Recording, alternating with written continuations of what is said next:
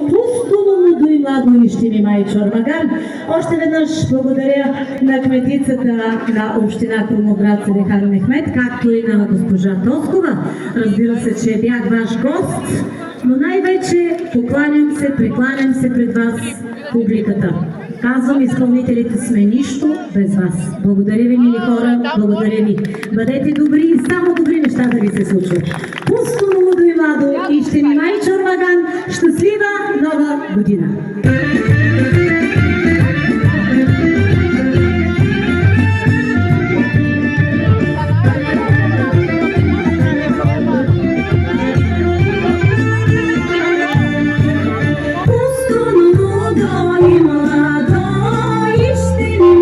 Armagad, işte mi